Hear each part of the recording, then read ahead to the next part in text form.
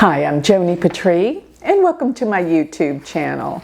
Well, today I want to talk about an astrological configuration in the sky that to me is so meaningful, and I'm going to put it in layman's terms so you can understand it better too.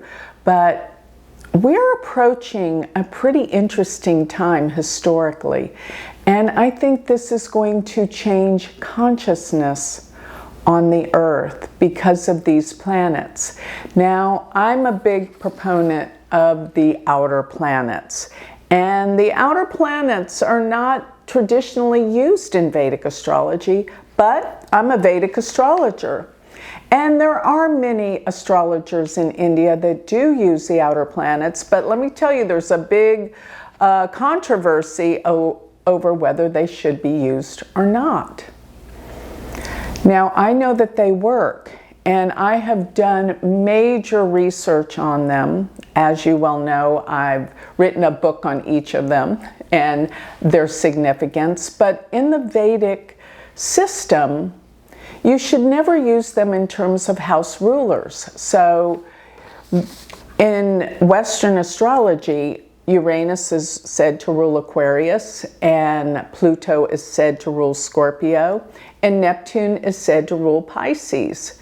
But in Vedic, we use the old rulerships that were used in Hellenistic astrology in the older times, medieval, where before the outer planets were discovered. They used, and we still use, and I still use in terms of rulerships, that Jupiter is ruled by Pisces, or rules Pisces, and Saturn rules Aquarius, as well as Mars rules Scorpio. And this works perfectly in this system. But when we bring in the outer planets, this takes on another level of consciousness in the world. And as these planets were discovered, so were certain things that were brought into the world that actually these planets represent. So the outer planets are transpersonal. They are not so personal, but if they are very close to any of your natal planets, they greatly influence those natal planets. So if you have an outer planet conjunct your Sun, your Venus, your Mars, any of the three outer planets connecting tightly, conjunction or opposition to your natal planets, that natal planet will take on a whole different quality relative to that outer planet. It absolutely works. But dealing with prediction and talking about world consciousness and how people evolve as these outer planets aspect one another, they create major world changes. Now, this is transpersonal. This isn't personal. So historically, we can go back and look at all these major conjunctions and see how they've affected the growth of consciousness and what people were all about. And another thing that's so interesting about these outer planets are that they're generational. Therefore, what generation you're born will have outer planets. All of the people in your group, such as Uranus stays in a sign for 7 years. So people born with Uranus in the same sign have certain qualities about them in terms of a group consciousness in generation. Neptune stays in a sign for 12 years. So people have that consciousness. Pluto stays in a sign, well, it's got an elliptical orbit. It can stay in a sign for 12 years. At one point, it was within the orbit of Neptune. And then at other times, it can stay in a sign for 30 years. So this vastly gives generations quite a difference, groupings of people. So I'm going to get into something very deep that's happening right now that is changing consciousness. But I have to throw in that I want everyone to sign up for my free newsletter so you can get all of my predictions delivered to your email every week. Go to galacticcenter.org. While you're there, check out my Patreon. If you want to be part of a spiritual community, prepare yourself weekly and talk to me live every week. Go to my Patreon. You'll find it on galacticcenter.org. Then, while you're there, you can also check out my Galactic Planner. We have so many new tools in this planner. You've got to try it out. I am really, really proud of this planner. There is nothing like it, I promise you. Go to galacticplanner.com and get your chart done through the planner. And lastly, if you want to study with me and become my student, you can join my university anytime. It's self-paced. We have live classes every week. Go to universityofvedicastrology.com. Now, here is what I'm getting at. I want to get to, and I'm going to move over here and show you the chart of where the planets are in September, but they stay here for quite some time. As a matter of fact, I'm looking at the three outer planets, Uranus, Neptune, and Pluto. And looking here, you will find that Uranus, Neptune, and Pluto in this chart, and for a very long duration, are all at 7 degrees. So we are looking at Neptune at 7 degrees of Pisces, and we are looking at Pluto at 7 degrees of Capricorn, and we are looking at Uranus at 7 degrees of Taurus. And what we have is that Uranus and Pluto are in an exact trinal aspect from each other.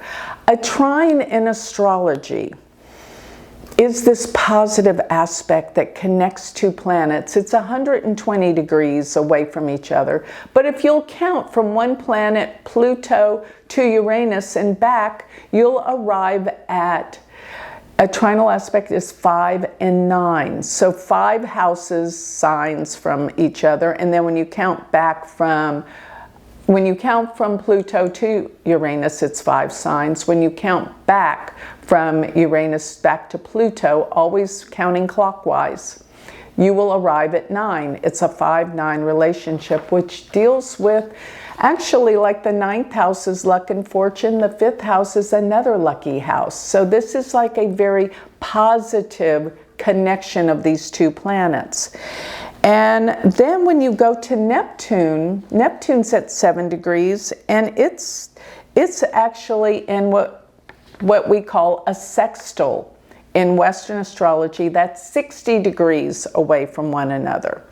And this actually has amazing, amazing connections when you look to the most important divisional chart, which this is going to be over everyone's head. But in Vedic astrology, we actually use divisional charts, and the Navamsha is the most important. So when I say divisional charts, it's very much like harmonics in Western astrology. But what happens with this 9th division is everything is divided up into 9 portions. And this can get very mathematical. Well, it's basically simple math, but still, I'm not gonna worry you with all the math. Don't worry. I just want you to understand that this actually deals with the power of the number 9. What did Nikola Tesla say? If you understand the meanings behind the numbers 3, 6, and 9, you understand the workings of the universe. But here is what you can see. I'm going to put up the Navamsha chart, which is the divisions of this birth chart, which is actually a prashna, which means the chart for the day. And what I found, though, is that whenever you have the trinal aspect, when planets are in a trine, or actually it's a noval aspect, every 40 degrees, when planets are 40 degrees, they're going to be conjunct in the Navamsha. So they're 40 degrees from each other. So if you take 40 degrees and 40 degrees, you'll have 80. And then another 40 degrees, you have 120. So this is the trinal aspect. So when you have two planets exactly trine each other, then they are conjunct in the Navamsha. And if you have two planets that are sextile each other, which is 60 degrees from each other, 3 signs away, remember I'm taking in 3 and 9, then they're going to be in opposition in the Navamsha. So if I lost you with the math, don't worry. Look at the Navamsha chart. We have Uranus and Pluto conjunct and Neptune opposing them. This takes into account that all 3 of the outer planets are aspecting each other. And this is so important because let me give you a little idea of what the outer planets have done before. When Uranus and Pluto were conjunct in the 1960s, it brought the biggest revolution of all times. So that's what we had. We had 1966, I think, is when they were exactly conjunct in Leo. And that was the Vietnam War. It was where the youth rebelled against the status quo in society and the government, something never heard of before. It's where rock music came in, alternative sound, and generations that fought back. And of course, it was all the racial tensions and assassinations. This was the havoc and the extremes, but Pluto represents major transformations, whereas Uranus represents radical shifts and changes. Together, they created the most radical times of our history. It was really difficult, but in essence needed to happen because the change needed to happen. Change was necessary. The younger generations decided they couldn't follow through with the way things were, and they rebelled. So we've got this essence of rebel that's starting now because of this trinal aspect of consciousness, Uranus and Pluto. But what does it mean when you take Neptune involved in this connection? This is pretty amazing. Neptune can deal with spirituality or deception, deceit, and illusion. And for the most part, I've seen it deal with deception, illusion, secrets and scandals, things that you can't see. But what's happened actually right now, since Neptune in the Navamsha is exactly in this configuration, opposed the Uranus and Pluto conjunction. It's a revelation of consciousness where people are starting to see truth of the deceptions, of the scandals, of everything that's been hidden from us, and now all of a sudden we know. Why? Because Uranus is actually the planet that deals with the future. Actually rules astrology too, so I'm waiting for that to take over in a big way, and it is. But it also deals with not only revolutionary change, but it deals with electricity and computers. And this is a revolution that's taking over because without the computer and technology that has been brought to the forefront, actually, I want to say in the early or the late 90s. It was actually in the late 90s, around 1997, or 95 to 97, that we had Neptune and Uranus conjunct. Uranus is technology. Uranus is computers. Neptune is the ethereal, what's beyond this world, and brought the cell phone into existence. This was actually when I think that Steve Jobs created the cell phone that we all have today, the Apple. And yes, it was starting a little bit before then, I agree, but this was where it really started to take off. The kids that were born, and my youngest, Austin, he was born 1995. I mean, they didn't know a world without technology, computers, or telephones. And this is where it really took off. Why? Because of the conjunction of Neptune and Uranus. And so you see, this altered the world, consciousness, and society as these planets, the outer planets that represent the collective unconscious, aspect each other. And most people aren't looking at the trinal aspect of Uranus and Pluto because they're not conjunct or opposed. But the Navamsha is where it's at. And the Navamsha is what we're becoming, what we're evolving into. It is the division of 9.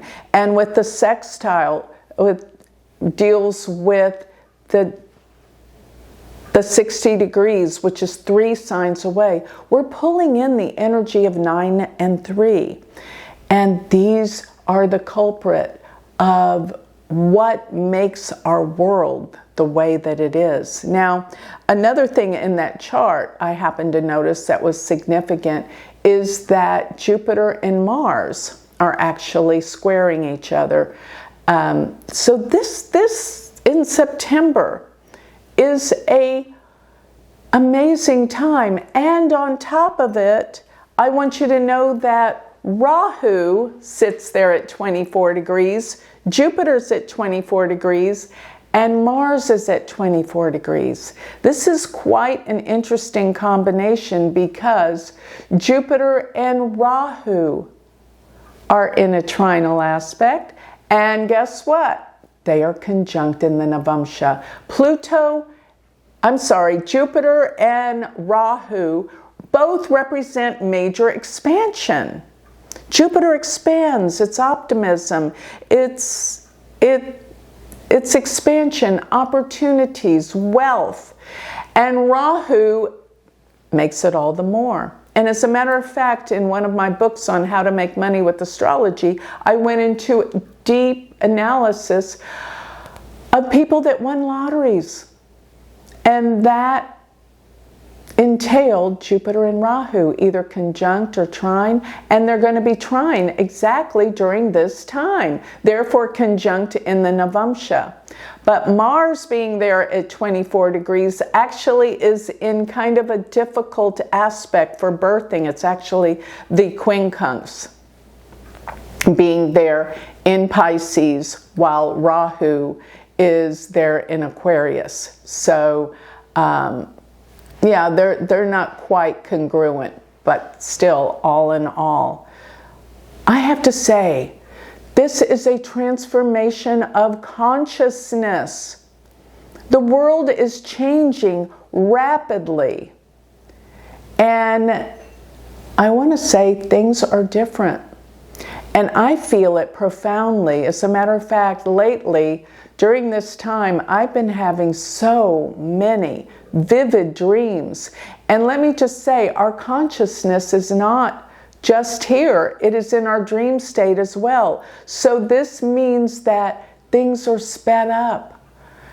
And people have the opportunity to change their consciousness, be more aware of truth, reality, and uncovering all of the hidden things that kept us in the dark.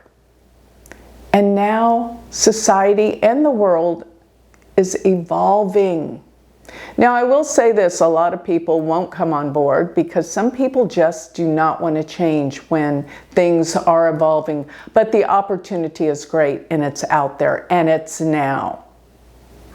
So tap in to this higher power that you are and open your mind. And I'm going to say it's just going to be happening as a collective because the outer planets definitely are all about the collective consciousness. I mean, when Uranus was discovered, it brought the Industrial Revolution. When Neptune was discovered, it brought photography and movies. When Pluto was discovered, it brought nuclear energy into the world. These are the things that these outer planets represent. Transformation, change, and vision.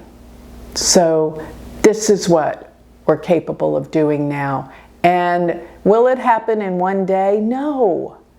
But it's happening. Just like these revolutionary times of Uranus conjunct Pluto. It was the whole 60s. And the time of the cell phone coming out and being a part of our lives. Everyone in the world has one just about. And that started in the mid-90s. Now we have a revolution of consciousness, taking things to the next level, being aware of the truth and the reality, and this can only bring us change that's positive. Now I know you might be thinking maybe this is all about the AI, and it probably is. Because this does have the potential to really take things to another level, especially with medicine. And yes, it's going to dumb down a lot of people that use it because they're lazy and they don't want to do the work. A lot of people in school, they're not going to write papers anymore. You know, AI is going to take over with that. But on a positive scale, this has the capacity to take us to a higher level of consciousness. And that's what we're here for. So with that, I think I'll close, and let's see as this world evolves and moves how things are changing and elevating and broadening our minds, and hopefully spiritually in many ways. So I thought you might be interested in how I'm seeing the astrology, how I'm seeing it work, and why. Because astrology is the divine science that gives us the information to all that is. It truly is that. So with that, I think I'll close. If you would like more information on me, go to my website, galacticcenter.org. And if you want to study with me and become my student, go to my university website, which is universityofvedicastrology.com. Thank you.